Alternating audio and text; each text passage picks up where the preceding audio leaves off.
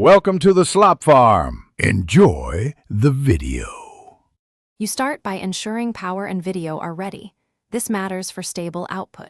Plug the dock into AC using a 45W or higher USB-C PD adapter, then attach an HDMI or DisplayPort cable to your monitor. Next, connect the dock's USB-C to the Steam Deck. You can do this while the deck is on or asleep.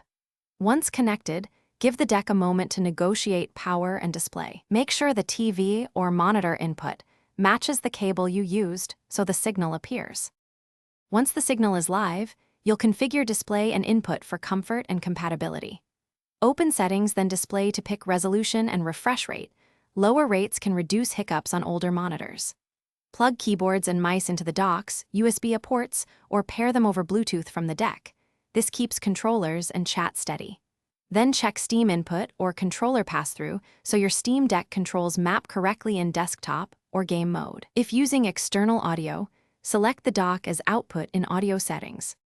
You're nearly done. Choose desktop for mouse/keyboard workflow or game mode for quick play. Use quick access to tune TDP and frame rate limits so performance matches your display. If the screen stays blank, power cycle the dock and deck. Unplug the dock's power for 10 seconds, replug, then reboot the deck. Also reseat HDMI/DP and USB-C cables. If you see audio or latency issues, lower resolution or swap the cable or port. Bad cables are a common culprit and often... Thanks for watching.